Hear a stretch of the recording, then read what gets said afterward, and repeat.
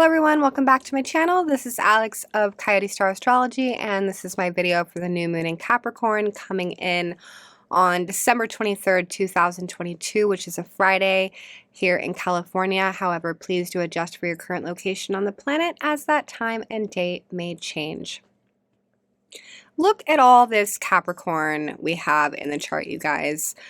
Lot of shifts in the energy since the last time I did a video. This is our new moon right here at 1 degree that we're going to be talking about. Venus at 16 Capricorn. We have Mercury at 21. Currently, Mercury is actually now in pre-shadow preparing to go retrograde in Capricorn. We're going to be talking a lot about that. That's actually going to make up the bulk of the video because I think that this is a pretty potent Mercury retrograde in actually a positive way. So I want to get you guys a lot of info for that and get you set up. And then, of course, we have Pluto at 27. So one of the things that I love about the Capricorn season of 2022 is that because our North Node is in Taurus, another Earth sign, Capricorn season makes a trine, which is a supportive, uplifting aspect to our North Node and Uranus in Taurus, actually, as the planets transit the middle degrees of Capricorn, which you can see some of them are now. Here's our nice trines. That's that blue triangle right there. And a trine basically just tells us that the energies are in harmony and they're opening opportunities, they're lifting one another up. So the Capricorn planets are supporting this elevation into Taurus energies, which makes a lot of sense, right? I mean, they're both earth signs, both very productive. And our North Node in Taurus is what everyone has been reaching for throughout this year, trying to get out of the South Node in Scorpio energies, which is what has made 2022 a really difficult year for a lot of people, as you know, many of us have had to face off with some of those scorpionic energies this year. Some of us have been doing massive amounts of shadow work or just these really deep internal processes, lots of energy moving, lots of transformation. Saturn squaring that space all year did not help matters whatsoever.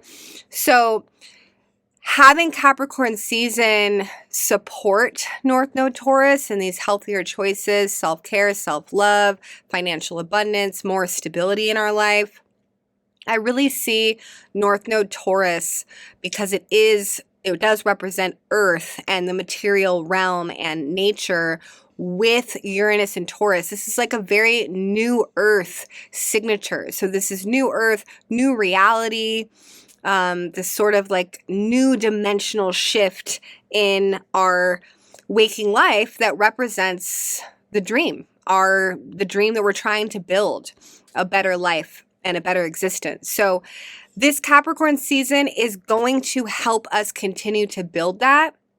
Nicely positioned, of course, at the end of the year, at least the Gregorian calendar year, and helping us enter into the month of January with a lot of these sort of goal-oriented planning Capricorn helpful energies.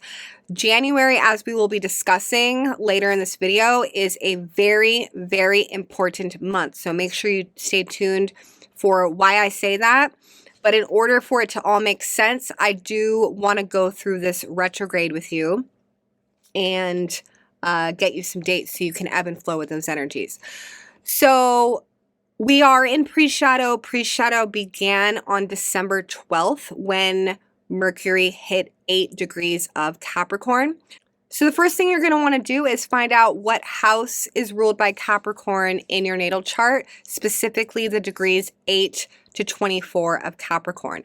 By understanding what house in your natal chart this is covering, this is going to help you personalize what other themes outside of Capricorn you can expect to see activated. Of course, you also want to know what natal planets, if any, this Mercury transit is hitting and what kind of aspects. Are they negative aspects? Are they positive aspects to your natal planets, etc.? So once you know where 8 to 24 degrees of Capricorn is, we start to look at what this Mercury retrograde is telling us. Retrogrades are always a time for slowing down and doing the re's. Rethink, redo, reconsider, wait to act, just gather more information. And then when the planet goes direct, that's when you can see all of the things that you were thinking about or mulling over during the retrograde start to unfold and sort themselves out. So Capricorn is where we look at our priorities.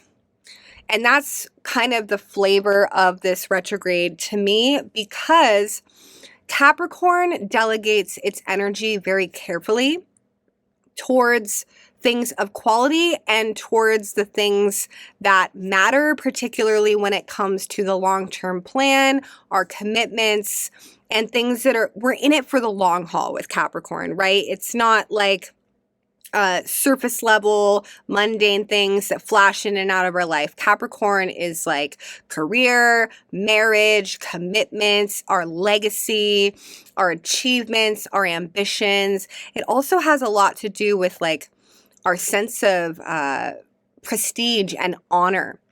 There's a lot of integrity associated with Capricorn, and Capricorn has very high standards for not only itself, but everything in life. It wants things to be of quality and up to par. So because Capricorn is this lovely, very salt of the earth archetype, this retrograde can have us redirecting and recalibrating our energies towards things that are very salt of the earth. And I think that this is helpful because the energies prior to this Capricorn season have actually been sort of quite the opposite. Not only have we been sorting through the shadow realms of Scorpio, especially with that eclipse season and whatnot, but we've had Mars in Gemini, square Neptune, going through its retrograde craziness. And Mars in Gemini, I mean, Gemini is in conjunct Capricorn. The two really irritate one another. Gemini is, no offense, Gemini, but it's not salt of the earth, really. It's much more like, maybe I'll try this, maybe I'll try that, maybe I'll do this for a little while, and if I change my mind, that's totally fine. And, you know, I don't really have a type. I like to taste the rainbow and just sample the buffet, and if I don't like it, I'll just scrape my plate and start over. Like, this drives Capricorn crazy, right? Because Capricorn wants to build a life for itself, and it wants to know what direction it's going in and feel really solid and foundational and grounded in that trajectory. So there is this element to this retrograde of maybe wanting to like clear the clutter energetically of some of the options that we've been mulling over with the Mars retrograde, or some of just our own choices with that Gemini energy of kind of like chameleoning or going this way and that way, and or confusion or whatever. Capricorn is like, okay, what are you doing with your life? That's really what this retrograde feels like to me, is like, what are you doing with your life? What are you doing with your time? Has a lot to do with time management, always with Capricorn, because ruled by Saturn, Chronos, Father Time, right? And it's like kind of time to get serious about some of these goals that we have or the plans that we have, and really get to work, right? Capricorn is about self-control, self-discipline. It's about being efficient and having a lot of honor and integrity around what we're doing. So this can be a return to integrity where there might have been some leaky energy that came out with the Mars square Neptune, or lack of clarity. So this is about getting clear on the things that we can get clear on, right? Mars is still retrograde. It still has another square to Neptune. So maybe we're not still totally clear on some things, but there are plans and goals regarding, again, Capricorn, Saturn things that we can put our energy towards in a more focused way. And that's sort of what not only this retrograde, but I think this new moon also on the 23rd, on Friday on Pacific Standard Time, is really asking us to do and come back into a bit of balance. This new moon in the first decan of Capricorn is the Two of Pentacles tarot card, and that does have a lot to do with managing our time, focusing our attention, our energies and resources, and really balancing our time and resources. So these Capricorn energies are helping us to calibrate, helping us to steady ourselves a bit, right? And I think let's do the dates of the retrograde, and then we'll get into why January is something we really want to be thinking about and planning for with this Capricorn energy. So pre-shadow of Mercury retrograde, again, started on December 12th and is going to run until December 29th. December 29th is the actual Mercury retrograde day, and Mercury will go direct on January 18th. Post-shadow Mercury retrograde runs until February 7th. So direct day is January 18th, but we're not fully out of the retrograde energies until February 7th. Now, here's why January is important. We have another planet, very important planet, going direct just a couple days before. You may remember that on January 12th, Mars, which has been retrograde for freaking ever in Gemini, Mars will go direct on January 12th. So that's a big week right there. Mars direct and then Mercury direct just a couple days after on the 18th. So you will notice in your field, in your own life, in the lives of, your friends or whatever, things are really going to start to get moving that week of January and January in general. So Capricorn is here to help you plan and to help you get organized and get as stable as you can in preparation for that kind of launch point.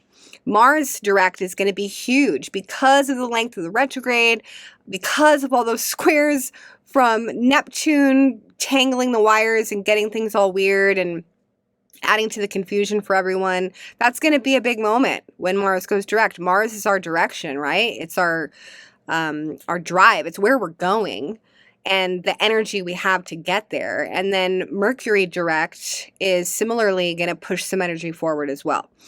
So again, this retrograde is really good for that organization and that stabilizing factor, but it's also a kind of a big consideration because Saturn is, of course, the ruler of the Mercury retrograde because it's in Capricorn, right? Saturn rules Capricorn. So Saturn has been kind of a big deal this year.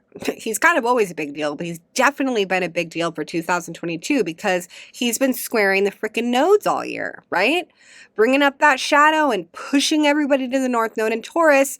Saturn is also and still is in square to Uranus. And this has been a big destabilizing factor as well, as everyone's really being forced to kind of uproot and innovate their lives rapidly and become very adaptable to nearly constant change at a rapid pace.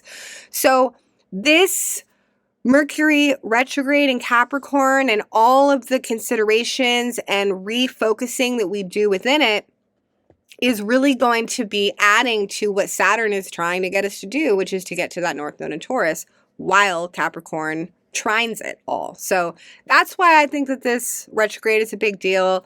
I am going to read off, and I'll put them up there on the screen, some little Mercury retrograde considerations that I wrote on my Instagram that I think might be helpful. So first one, what adjustments can be made to improve efficiency? I think that's a good one for this retrograde. As we know, Capricorn is very no nonsense, very practical and efficient, wants to get it done. Are my current choices in alignment with my long-term goals? That can be something that this Capricorn retrograde is definitely asking you to look at. Am I spending my time wisely? Are my relationships of quality? Okay, see, I'm glad I read this because I did forget to mention something very important. Mercury will spend the majority of its transit in retrograde with or traveling with Venus. So relationships may be very much a part of this retrograde reorganization for many people. If they are, these are going to be pretty serious considerations because Saturn takes, well, Capricorn and Saturn takes relationships really seriously. Capricorn relationships are about commitment. You know, is this relationship meant to last? So any relationship considerations that are done during this retrograde are definitely probably going to be about the, you know, the salt of the earth sort of qualities that we're looking in other people, and that kind of quality stability that Capricorn really looks for in a relationship.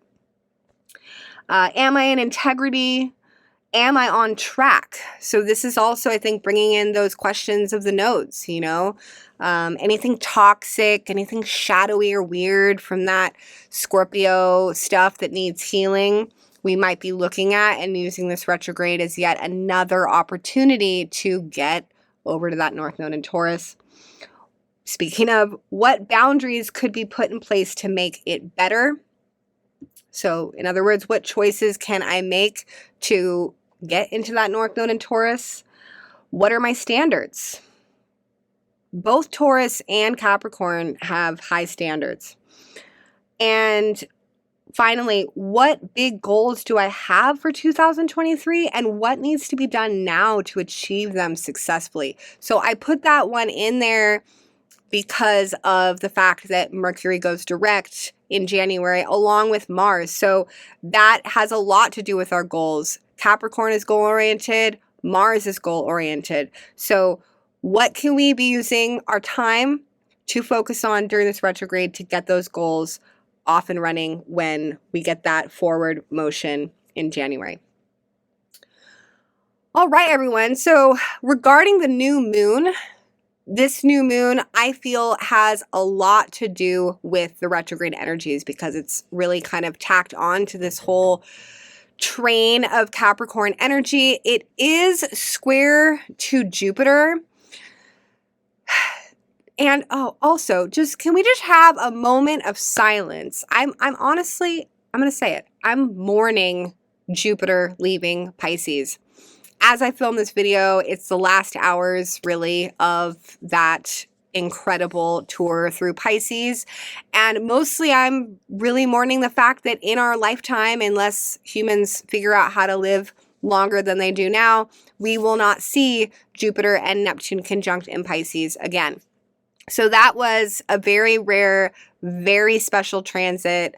It's been in my 12th house. It's just been the most, oh my God, especially these last critical degrees of Pisces. I've just been in between worlds the last couple of weeks. It has been so celestial and magical and incredible. Wow. Yeah. So I'm very sad, to be honest, to see Jupiter go into Aries. Not that there's not beautiful things about Jupiter and Aries, especially if you have something in the early degrees of a fire sign, you're stoked because that's going to make some beautiful aspects. You'll definitely feel that fire come in. But with the new moon, this is a square. That's a stress aspect from Jupiter. And Jupiter squares, they lead to overwhelm. I call it the hangover. Jupiter is a magnifier. So when he's squaring something, it's just like way too much. So this can, I think positively, it's going to be very motivating for us to get our shit together, right? With all the Capricorn, but it can feel like juggling a lot. This can also, again, going back to that Two of Pentacles, it can be like, how do I balance the Aries part of my life, the part that's, you know, all about me and wanting to have fun and be free and sovereign and la la la, but also the Capricorn part of my life is like, I've got duties and responsibilities and I've got goals and I've got places that I want to go. So there can be a little bit of that in the field this new moon for sure.